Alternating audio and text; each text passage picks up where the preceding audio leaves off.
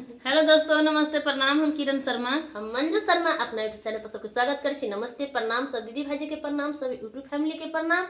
हर हर महादेव, जय भोलेनाथ, जय शिव शंकर। हर महादेव, जय भोलेनाथ, जय शिव शंकर। और हम दोनों देवरानी जेठानी जा रहा फिर से गीत बनाबा है। हमरा बहुते तबियत खराब हो, गला खास कर एकदम से बेकार हो। सब आदमी की तबियत खराब है, नहीं बना पाबी छली वीडियो। हम सब नवरात्रियों में नहीं कुछ कर पैली, नहीं वीडियो बना पैली, नहीं कुछ कर पैली। तै के लके अहाँ से माफी, अहाँ सबसे माफी चाहे छी कि हम बहुत दिन से वीडियो एक हमरा कैला त हंसी लागे। हम सब बहुत बड़का चीज अहाँ सबके देखाबा जा रहल छी। अहाँ सबके खुशी से मिलल नवरात्रि ने हमरा सबके खासे चीज चल आयल हमरा सबके यूट्यूब के।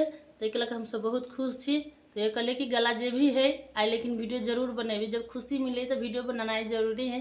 पहले से खुश छली, लेकिन अब की करूँ, मजबूरी में आबि गेली। हमर गला नहीं सही छल, तै के लके वीडियो नहीं बना पैली। लेकिन अहाँ सबके देखाब जा रहल छी कि हमरा सबके गूगल एक्सेस पिन चल आयल। बहुत ही खुशी मिलल। अहाँ सबके प्यार आशीर्वाद बहुत जल्दी और अहिना प्यार आशीर्वाद दैत रहू हमरा सबके, और आगा बढ़ावित रहू। और हम सब जरूर अहाँ सबके गीत रोज के बनाएब, जरूर सुनाएब। लेकिन 8 दिन से हम सब नहीं कर पैली। अहाँ सब बहुत जल्दी हमरा सबके लाड़ प्यार देलिए। तै के लके जल्दी 4 महीना में त वाच टाइम पूरा भ गेल। 4 महीना पूरे वाच टाइम पूरा ना। अहाँ सब हमरा सबके सब दिन प्यार 6 महीना पूरे गूगल पिन चल आयल के। गूगल पिन में कनी दिक्कत चल भ गेल, दुआरे जल्दी नहीं आबि पहिले।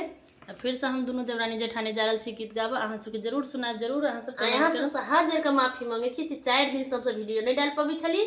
4 दिन से ज़्यादा बुझू कि सही तरीका से 1 सप्ताह से नहीं डाल पाबी छली, कि हमारी तबियत सही नहीं रहे चला।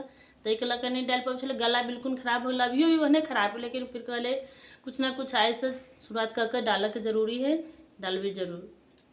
कहाँ माना